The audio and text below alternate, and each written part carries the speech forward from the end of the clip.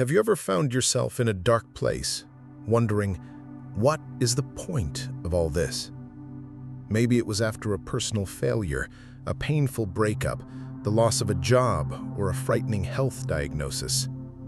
Or maybe it's a quieter, nagging feeling, a sense of emptiness in a life that, from the outside, looks perfectly fine. You're going through the motions, but the color has drained out of the world. You feel trapped, and you've started to question the meaning of your own struggle. What is the point of suffering?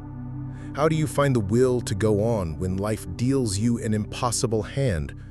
What if the answer to life's most profound question isn't found in comfort, or success, or happiness?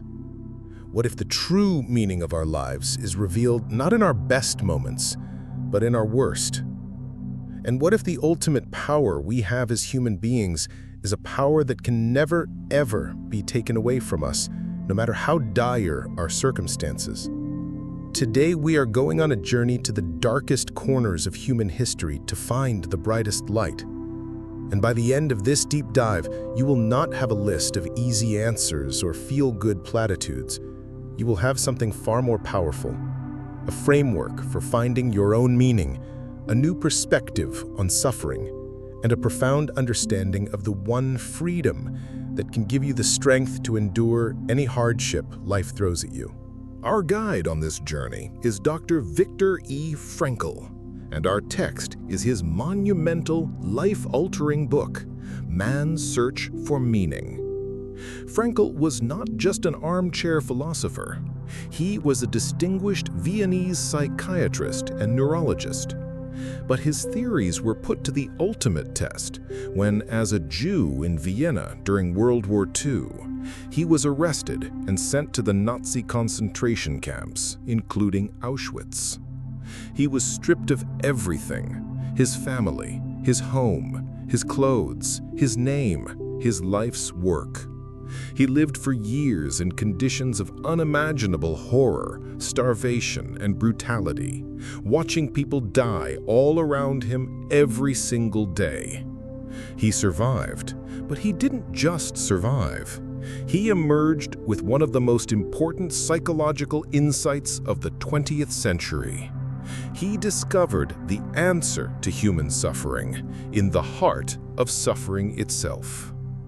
This leads us to the book's earth-shattering one big idea. It's not what happens to you in life that matters most. It's what you do about it. Meaning is not something you find like a treasure. It's something you create through your decisions, your actions, and the attitude you choose to adopt in the face of unavoidable suffering.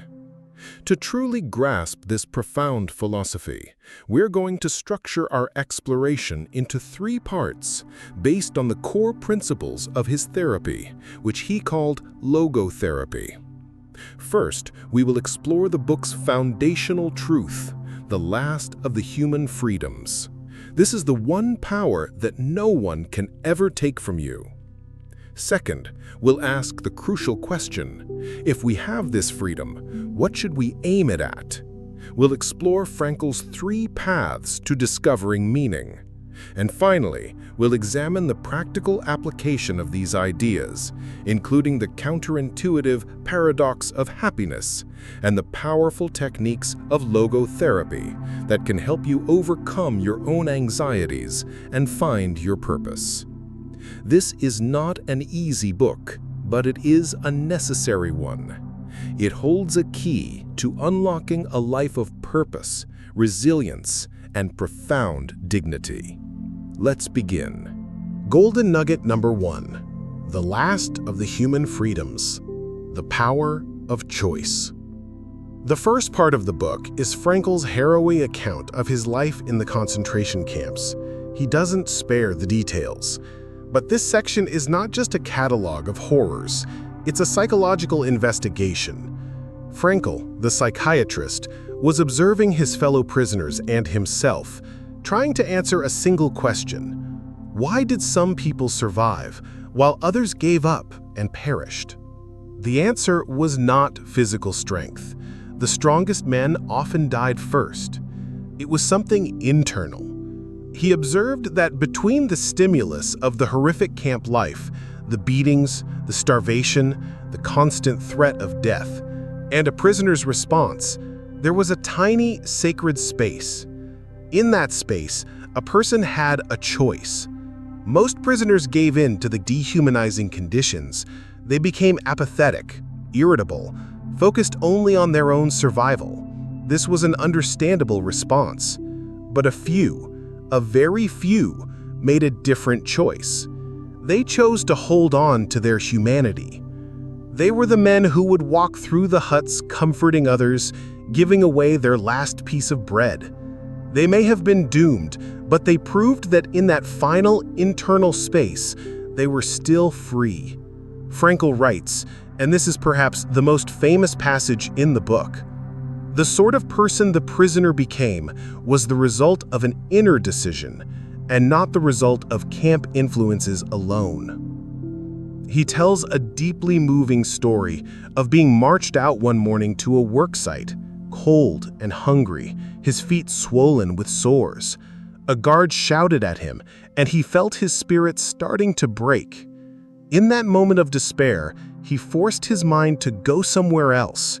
He began to have a vivid conversation in his head with his beloved wife, who had been taken to another camp. He saw her smile, he heard her answer him. He wrote, "My mind clung to my wife's image, imagining it with an uncanny acuteness. I heard her answering me, saw her smile, her frank and encouraging look. A thought transfixed me. For the first time in my life, I saw the truth, that love is the ultimate and the highest goal to which man can aspire." In that moment, nothing had changed externally. The guards were still shouting, the cold was still biting, but internally, Frankl had exercised his final freedom. He had chosen his focus. He had chosen his attitude. He had chosen love over despair. So what does this mean for you? You and I, thankfully, will likely never face a concentration camp. But we all have our own prisons. A dead-end job you feel trapped in, a difficult relationship that causes you pain, a chronic illness, a society that feels chaotic and frightening. These are our stimuli. Frankl's lesson is that no matter how difficult your situation is, there is always a gap between what happens to you and how you respond. You can't control the stimulus, but you can always control your response. Do you respond with bitterness or with a desire to learn? With apathy or with action? With despair or with a search for meaning? This is not about thinking positively. This is not about pretending your suffering isn't real. It's about acknowledging the reality of your suffering and then consciously deciding what you will do with it. That choice is the source of all your power. Okay, so we have this fundamental freedom.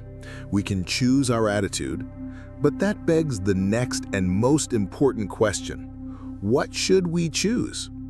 A positive attitude for its own sake is shallow. Where does real, lasting meaning actually come from? Frankl is very specific about this. He argues that meaning doesn't just appear. It must be discovered, and there are 3 primary paths to finding it. Golden nugget number 2, the 3 paths to meaning. After being liberated, Frankl developed his psychological school, Logotherapy. The word logos is Greek for meaning. Logotherapy is, literally, meaning therapy. And at its core are 3 main avenues through which any person can find meaning in their life. Let's break these down. First, meaning through work or a deed. This is perhaps the most obvious path. We can find meaning by creating something, by contributing something to the world, by having a mission to accomplish. This isn't just about your job title or your salary. It's about seeing your work as a unique contribution that only you can make. Frankl himself found profound meaning through this path, even in the camp. Before being arrested, he had just finished the manuscript for a book on logotherapy. It was his life's work. The manuscript was confiscated and destroyed. In the darkest moments in Auschwitz, the thought that kept him alive was the burning desire to one day rewrite and publish that book. He had a why to live for. His task was waiting for him. So for you, this means asking yourself, what is my unique contribution? What task is waiting for me? It doesn't have to be a grand, world-changing thing. It could be being the best parent you can be, being a teacher who inspires a single student, creating a beautiful garden, or building a small business that serves its community with integrity. It's about finding a why outside of yourself. Second, meaning through love. The second path is to find meaning by experiencing something, like the beauty of nature or art, or, most profoundly, by encountering someone, by loving another human being. As we saw in Frankl's story about his wife, love can be a powerful source of meaning that transcends our physical circumstances. It allows us to see the essential traits and features in the beloved person, and even more, to see their potential. By loving someone, we enable them to actualize these potentialities. This gives our life meaning because it connects us to something beyond our own selfish needs. We are no longer the center of our own universe. Caring for another person, whether it's a partner, a child, a friend, or even a community, gives us a profound reason to exist. For you, this means looking at the relationships in your life not just for what you can get, but for what you can give. Who can you care for? Who can you help to become their best self? In that act of loving, you will find your own life infused with meaning. Third, meaning through suffering. This is the most difficult and most profound of Frankl's ideas. What about when we can't work? What about when we've lost the ones we love? What about when we are faced with a situation we cannot change? What he calls unavoidable suffering, like an inoperable disease or the finality of death. Frankl argues that even here, life can be given meaning.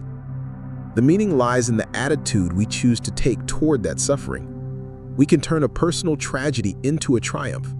We can transform our predicament into a human achievement. He tells the story of an elderly doctor who came to him, severely depressed after the death of his beloved wife. Frankl asked him, "What would have happened, doctor, if you had died first and your wife would have had to survive you?" The doctor replied, "Oh, for her, this would have been terrible. She would have suffered." Frankl then said, "You see, doctor, such a suffering has been spared her, and it is you who have spared her this suffering. But now, you have to pay for it by surviving and mourning her." The doctor said nothing, shook Frankl's hand, and calmly left the office. His suffering had not been removed, but its meaning had been changed. It was no longer a senseless pain. It was a sacrifice, an act of love for his wife. He had found meaning in his suffering. So for you, this means when you are faced with a hardship you cannot change, you have one final choice. You can ask, "Why me?" and descend into bitterness and despair. Or you can ask, "Now what? How can I face this? What meaning can I forge from this? Can my struggle serve a higher purpose? Can I be an example of courage and dignity for others?" This is the ultimate path to a meaningful life. Golden nugget number 3, the techniques for a meaningful life, the paradox of happiness. So we understand the core philosophy. We can choose our attitude, and we can find meaning through work, love, or suffering. But Frankl, as a psychiatrist, also developed practical techniques to help people who felt stuck in a state of anxiety and meaninglessness. First, we have to understand a crucial paradox. Frankl called it hyper-intention. This is the idea that the more you chase something, the more it eludes you. This is most obvious with happiness and success. If you make being happy your direct goal in life, you will almost certainly be miserable.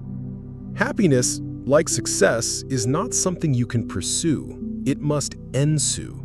It's the unintended side effect of one's personal dedication to a cause greater than oneself, or as the byproduct of one's surrender to a person other than oneself. Think of it like trying to grab a beam of light. The harder you clench your fist, the more you ensure it's not there.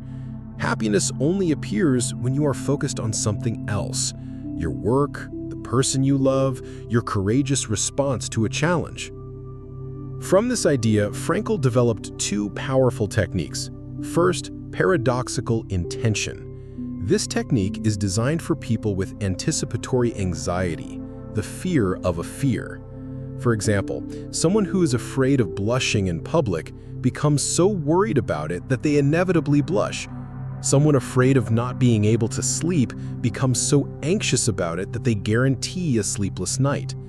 Paradoxical intention is about deliberately trying to do the very thing you fear. The person who is afraid of blushing is instructed to go out and try to blush as much as they can. The person afraid of sleeplessness is told to try and stay awake as long as possible. This does two things. First, it introduces humor and distance between you and your symptom. It's hard to be anxious about something you're actively trying to do. Second, it breaks the cycle of fear. The hyper-intention to avoid the symptom is what causes it. By reversing the intention, you short-circuit the feedback loop. So for you, if you have a recurring fear, like a fear of your voice shaking during a presentation, you can try this.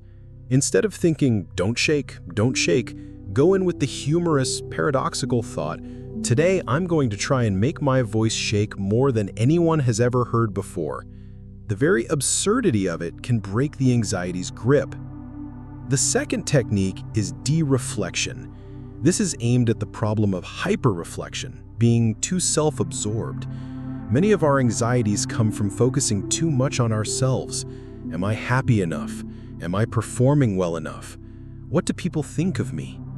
De-reflection is the art of guiding the patient's attention away from themselves and towards the world. It's about finding something or someone in the world to care about.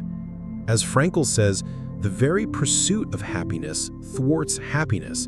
The only way to find it is to have a reason to be happy.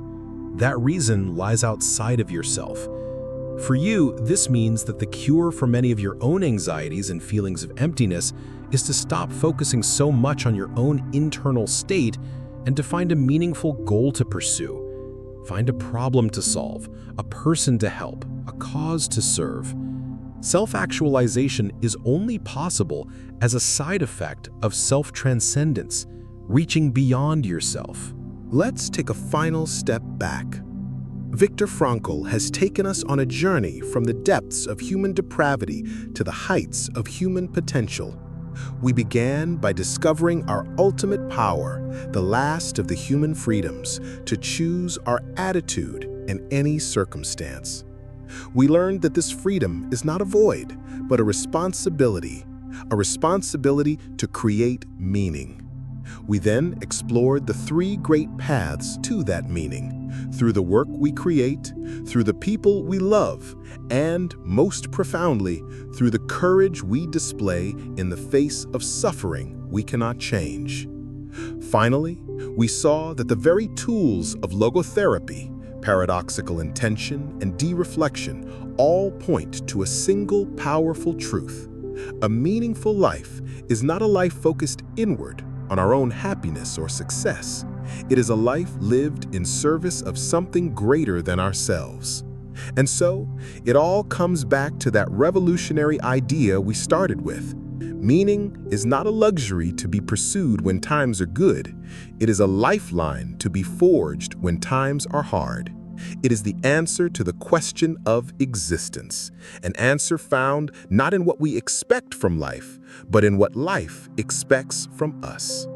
It is about transforming a "why is this happening to me" into a "what am I going to do about it?" This book is not something you read and put away. It's something that asks a question of you. It asks you to live differently. So your challenge is not a simple task. It is a profound, personal reflection. This is your 2-minute mission. I want you to take out a piece of paper or open a note on your phone, and I want you to ask yourself one of the central questions of logotherapy. Think of one area in your life right now where you are experiencing unavoidable suffering. It could be a small frustration or a great pain, a difficult boss, a financial struggle, a conflict with a loved one, a personal limitation. Now I want you to write down the answer to this question. Given this situation that I cannot change, what meaning can I create? What attitude can I choose to take that would bring dignity and purpose to this struggle? You don't have to have the perfect answer. The power is in the asking. The act of asking this question is the first step in exercising your ultimate freedom. It's the moment you stop being a victim of your circumstances and start becoming the author of your life. If you feel comfortable sharing, I invite you to go to the comments below and share one small way you plan to choose your attitude this week. Let's create a community that reminds each other of our power to find meaning in any circumstance. Thank you for joining me on this deep and I know difficult journey through man's search for meaning. It's a book that challenges us, but it also gifts us with an incredible sense of hope and human potential. If you found value and meaning in this video, please hit that like button. It helps share these vital ideas with more people who may need to hear them. And if you want more masterclasses on books that can truly change your life, make sure you subscribe and hit that notification bell.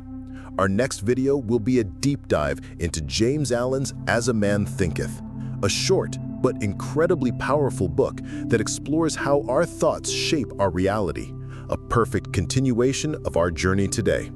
Thank you again for watching. Go out and live a life of meaning. I'll see you in the next video.